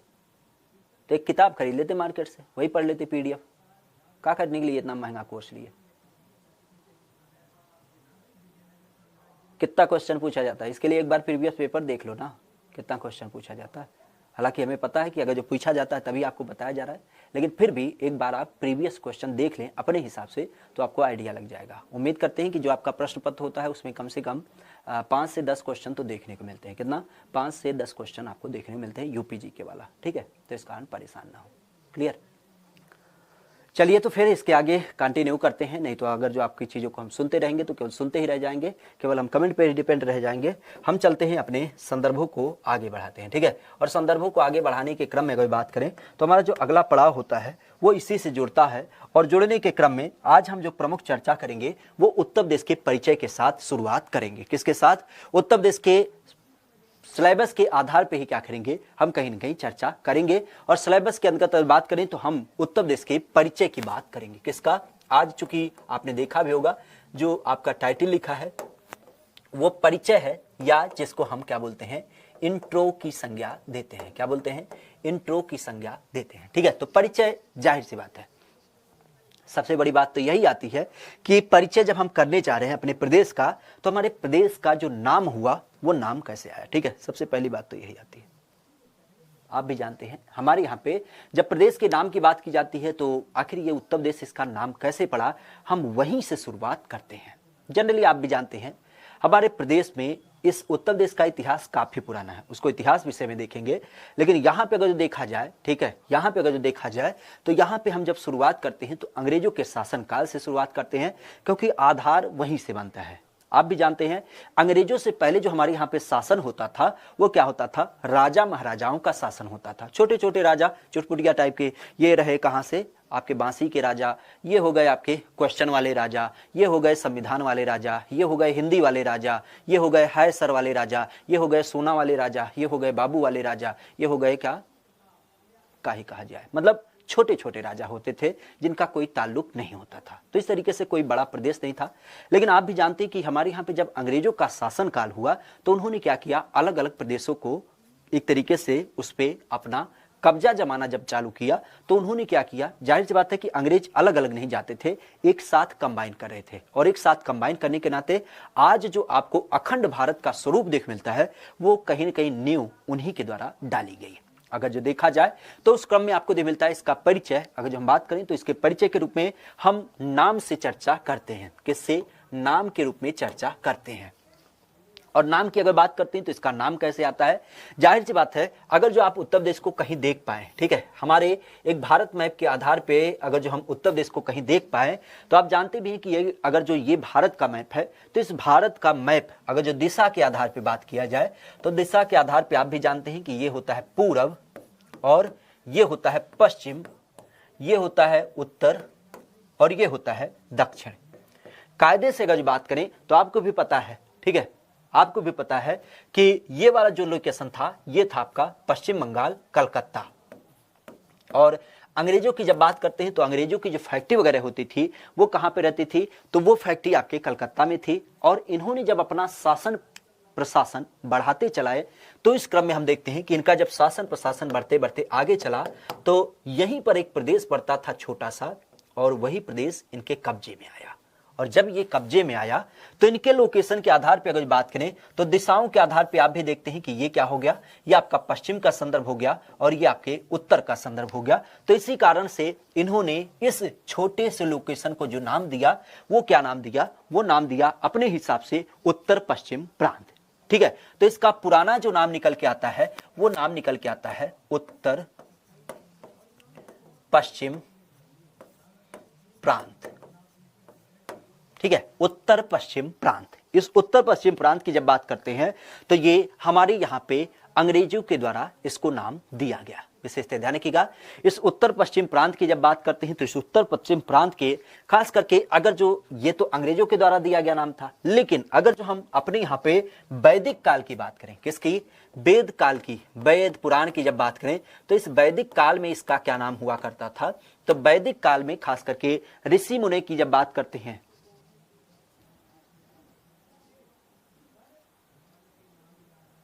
ठीक है, वैदिक काल की जब बात करते हैं तो वैदिक काल के अंतर्गत जब हम बात करते हैं खास करके ऋषि मुनियों के समय पे, तो हमारे प्रदेश का क्या नाम था। तो हमारे यहाँ पे जो नाम इसको देख मिलता है वो होता है मध्य देश के रूप में। किसके रूप में, मध्य देश। मध्य देश क्यों बोलते थे, क्योंकि आप भी जानते हैं वैदिक काल में हमारे यहाँ पे जो शासन होता था वो पूरा इस तरीके से बेचता था। ठीक है, आप जानते हैं कि नेपाल का पूरा भूभाग, नेपाल के अलावा अफगानिस्तान, इसके अलावा पाकिस्तान, कजाकिस्तान और किर्गिस्तान, इस तरीके से बहुत सारे लोकेशन को हमने कवर कर रखा था।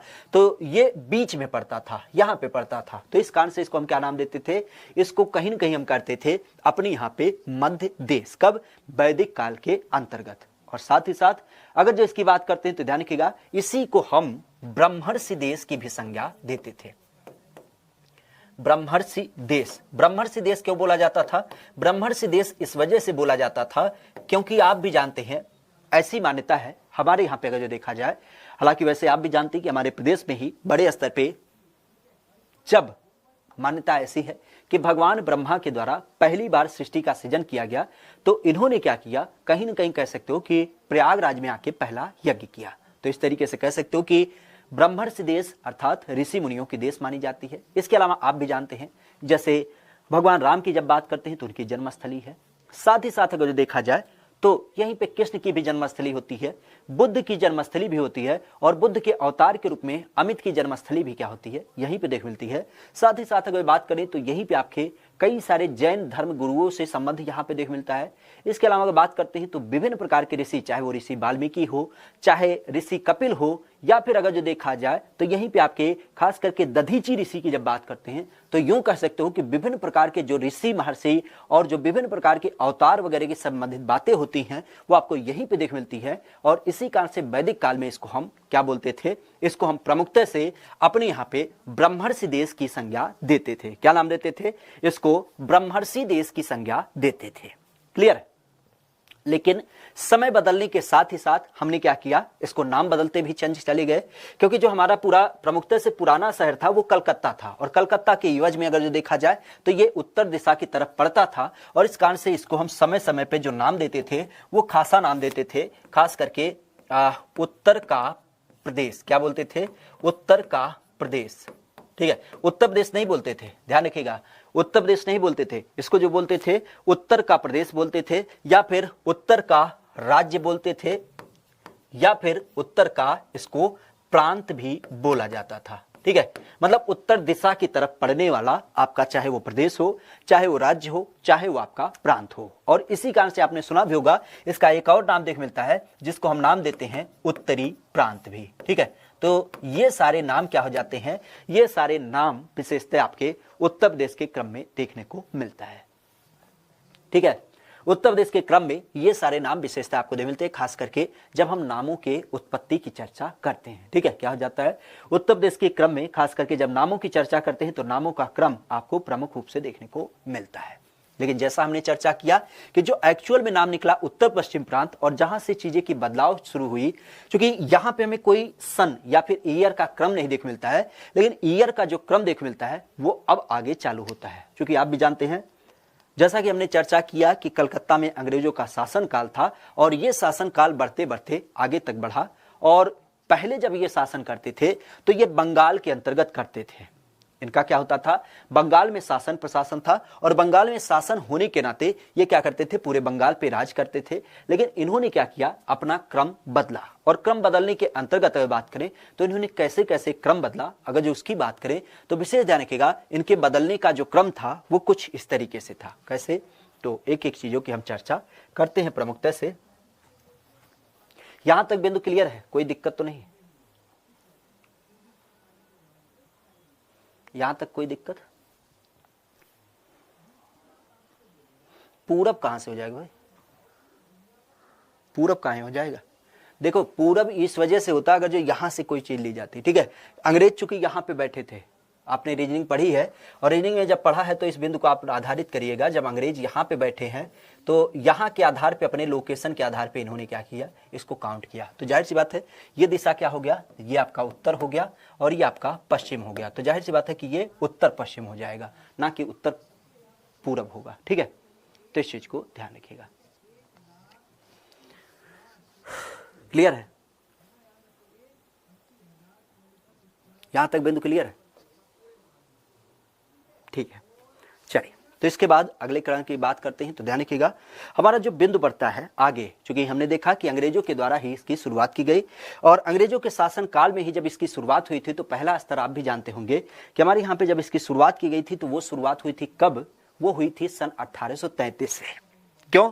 क्योंकि इनका जो पूरा शासन प्रशासन था वो था बंगाल के अंतर्गत। लेकिन ध्यान रखिएगा कि हमारे यहाँ पे जब बंगाल की बात करते हैं, ठीक है, हमारे यहाँ पे जब बंगाल की बात करते हैं तो सन 1883 में क्या किया गया, कहीं ना कहीं कह सकते हो कि बंगाल को, आपके बंगाल से आगरा को अलग कर दिया गया, ठीक है। जब आगरा प्रांत इनके अंतर्गत आया तो इन्होंने क्या किया, सन 1833 में इन्होंने बंगाल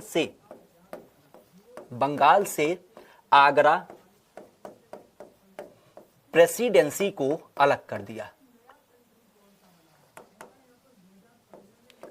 प्रेसिडेंसी को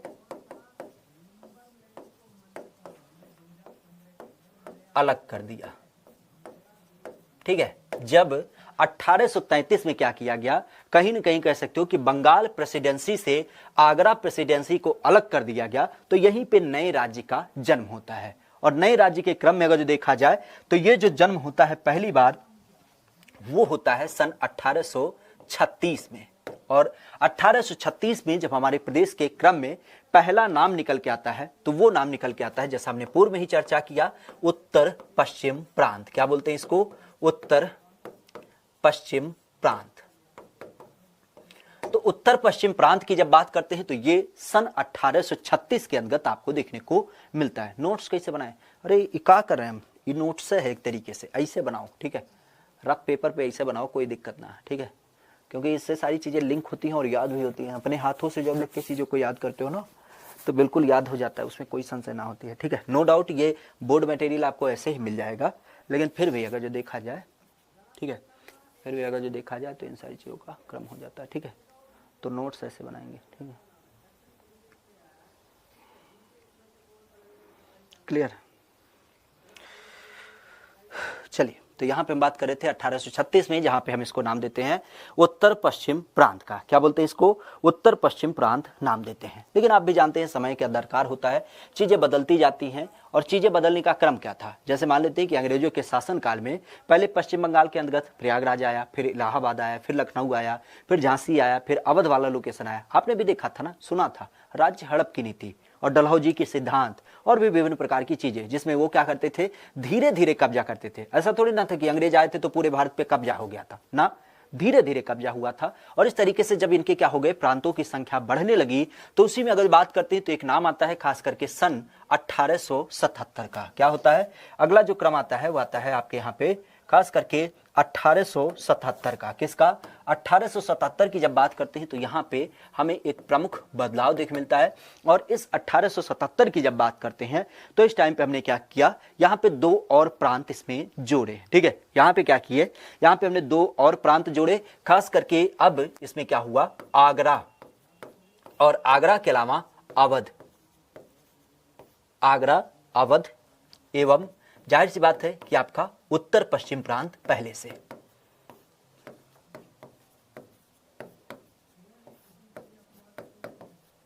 क्लियर है? तो यहां पे जो हमारे प्रदेश का नाम निकला वो यूं निकला, आगरा, अवध एवं उत्तर पश्चिम प्रांत, ठीक है। तो सन 1877 में जैसे जैसे अंग्रेजों का शासन काल बढ़ता चला गया, तो उस कारण से इन्होंने क्या किया, अलग अलग प्रदेशों को जोड़ते जोड़ते इसमें और ऐड करते चले गए, जिसमें इसको इन्होंने नाम दिया आगरा, अवध एवं उत्तर पश्चिम प्रांत, ठीक है। तो इस तरीके से इस प्रांत का नामकरण इस तरीके से आपको देखने को मिलता है, ठीक है, ये नाम आपको देखने को मिलता है। लेकिन ध्यान रखिएगा, ये जो उत्तर पश्चिम प्रांत था, चूंकि अंग्रेजों के शासनकाल की जब बात करते हैं तो इन्हें यह महसूस हुआ कि ये काफी अटपटा टाइप का लग रहा है, तो इसको इन्होंने क्या किया, थोड़ा सा कन्वर्ट किया। और कन्वर्ट करने के साथ ही क्या किया, क्योंकि आप भी अगर जो पढ़ पाए तो देखिए क्या लिखा है, आगरा, अवध एवं उत्तर पश्चिम प्रांत। ठीक है, अगर जो कोई सरकारी कागजात आपको बनाने की बात की जाए तो आपको लगेगा का मतलब बकलोल थे का ससुरे, मतलब नाम भी ना सोच पा रहे थे। तो इस कारण से उन्होंने भी थोड़ी सी होशियारी दिखाई, और होशियारी दिखाने के अंदर क्या किया, इस नाम को पुनः एक बार चेंज किया। और वो जो चेंज किया वो किया सन 1902 में। इस सन 1902 में इन्होंने जो नाम दिया वो क्या नाम दिया, तो वो नाम दिया आगरा एवं अवध का। आगरा एवं अवध का ये उत्तर पश्चिम प्रांत को नाम दे दिया संयुक्त प्रांत।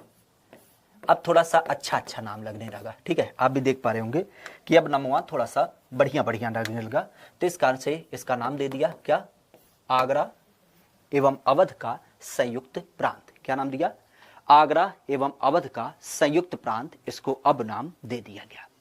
लेकिन जाहिर सी बात है, अब भी नाम काफी बड़ा लग रहा था, काफी अटपटा लग रहा था, और देखा जाए पूरे उत्तर प्रदेश पे अंग्रेजों का शासनकाल बढ़ते चला गया था। तो यहीं पर हमें एक और क्रम देख मिलता है। हमारे यहाँ पे सन 1935 में एक अधिनियम आया था जिसका नाम था भारत शासन अधिनियम, और उस भारत शासन अधिनियम के अंतर्गत क्या हुआ था, अलग अलग राज्यों में चुनाव हुए थे, और उसी चुनाव के उपरांत कहीं न कहीं अलग अलग राज्यों में सरकारें भी बनी थी। और इसी कारण से अगर बात करें तो हमारे यहाँ पे भी एक बदलाव के अंतर्गत ही क्या हुआ, सन 1937 में। कब, सन 1937 जब आपका चुनाव हो गया, और चुनाव होने के बाद क्या हो गया, कहीं न कहीं कह सकते हो कि शासन प्रशासन की नींव रखी जा रही थी। तो उसी के अंतर्गत सन 1937 में हमारे प्रदेश का नाम बदल करके अब इस आगरा और अवध को हटा दिया। क्यों, क्योंकि पूरा प्रदेशवा तो अपने है, चाहे जो नाम लिखे। तो इस कारण से इन्होंने बोला कि अब हम केवल नाम रखेंगे संयुक्त प्रांत। क्या बोला, इसको संयुक्त प्रांत की संज्ञा दी, या जिसको हम क्या बोलते हैं, यूनाइटेड प्रोविंस की संज्ञा दी। ठीक है, यूनाइटेड प्रोविंस या फिर जिसको संयुक्त प्रांत की संज्ञा देते हैं, वो आपको इस क्रम में देखने को मिलता है। ठीक है, इस क्रम में आपको देखने मिलता है। तो सन 1937 में हमारे प्रदेश का नाम क्या हो जाता है, ये आपको खास करके संयुक्त प्रांत देखने को मिलता है।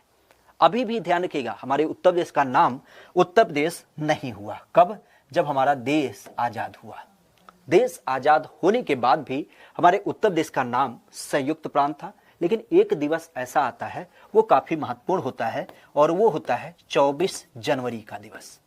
इस 24 जनवरी की जब बात करते हैं तो 24 जनवरी सन 1950 को हमारे इस संयुक्त प्रांत का नाम क्या कर दिया गया, इसको चेंज करके वर्तमान में उत्तर प्रदेश कर दिया है। क्लियर है। तो इस तरीके से हमारे प्रदेश का वर्तमान उत्तर प्रदेश जो नाम निकल के आता है, वो इस तरीके से आपको देखने को मिलता है। किस तरीके से, तो यह संदर्भ होता है 24 जनवरी सन 1950 का। और ध्यान रखिएगा, इसी 24 जनवरी के ऊपर आधारित करते हुए आपको कई बार प्रश्नों का संदर्भ भी देखने को मिलता है। कैसे, जैसे अगर बात करते हैं तो इस 24 जनवरी को आधारित करते हुए प्रश्न पूछा गया कि ये 24 जनवरी क्या हो गया। जाहिर सी बात है, हमारे प्रदेश का कहीं न कहीं इस दिवस में नाम निकला, तो इसी कारण से हम कह सकते हैं कि ये हमारे उत्तर प्रदेश के क्रम में उत्तर प्रदेश दिवस के रूप में मनाया गया। उत्तर प्रदेश दिवस के रूप में मनाया जाने लगा। और यूं कह सकते हैं कि परीक्षा के लिए काफी महत्वपूर्ण इंपोर्टेंट एक तरीके से क्वेश्चन हो जाता है कि उत्तर प्रदेश दिवस अगर जो देखा जाए तो बड़े स्तर पे, चाहे वो आपका कह सकते हो कि यूपी पुलिस की परीक्षा हो,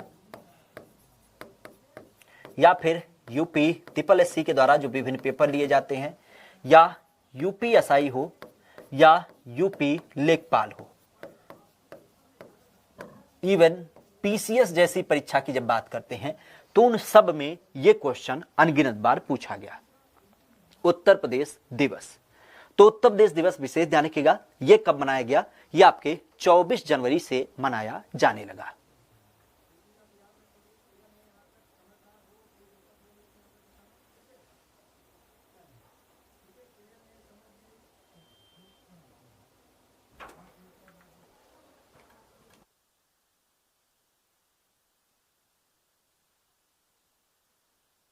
क्लियर है? तो इस चीज को ध्यान रखिएगा, उत्तर प्रदेश दिवस। इसके अलावा अगर बात करते हैं तो ध्यान रखिएगा, एक बिंदु यहीं पे पूछा जाता है कि ये जो उत्तर प्रदेश दिवस होता है, ध्यान रखिएगा, ये उत्तर प्रदेश दिवस क्यों मनाया जाता है?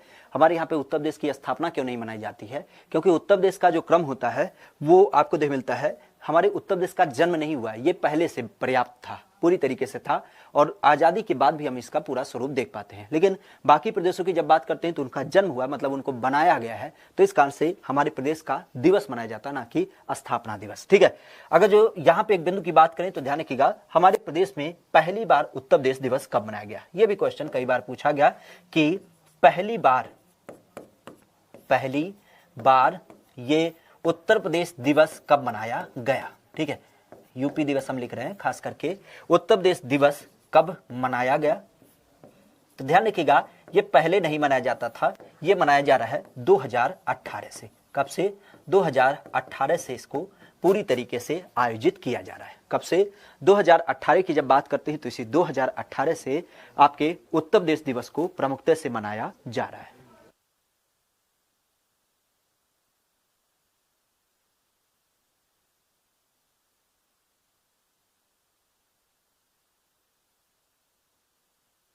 ठीक है, तो पहली बार उत्तर प्रदेश दिवस जो मनाया गया वो आपके 2018 से मनाया जा रहा है। और यहीं पर अगर बात करते हैं तो एक चीज और ध्यान रखिएगा, कई बार क्वेश्चन पूछा गया है उत्तर प्रदेश का पुनर्गठन, और इस पुनर्गठन की संकल्पना क्या होती है? तो आप भी जानते हैं कि हमारे यहाँ पे क्या था, कई सारे, जब संविधान बना था तो संविधान के क्रम में 14 अलग अलग राज्य थे, और इन राज्यों का जो क्रम था वो ABCD कैटेगरी के राज्य थे। लेकिन पहली बार आंध्र प्रदेश भाषा के ऊपर आधारित करते हुए एक राज्य बना, और उसके नाते कई सारे राज्यों ने क्या किया, डिमांड करना चालू किया कि हमें एक नया राज्य बनाना है। तो उसी क्रम में हम देख पाते हैं कि हमारे उत्तर प्रदेश और विभिन्न राज्यों का क्या किया गया, पुनर्गठन किया गया। तो ये भी क्वेश्चन पूछा गया है कि उत्तर प्रदेश का पुनर्गठन कब किया गया? तो ये ध्यान रखिएगा, ये 1 नवंबर सन 1956 को, 1 नवंबर सन 1956 को आपके उत्तर प्रदेश का क्या किया गया, पुनर्गठन किया गया। ठीक है, तो आज की क्लास विशेषतः यहीं तक रखते हैं, बाकी अगले क्रम में मिलेंगे तो इसके आगे कंटिन्यू करेंगे। बाकी उम्मीद करते हैं चीजें समझ में आई होंगी, अच्छी लगी होंगी। आज के लिए इतना ही, thank you, all the best.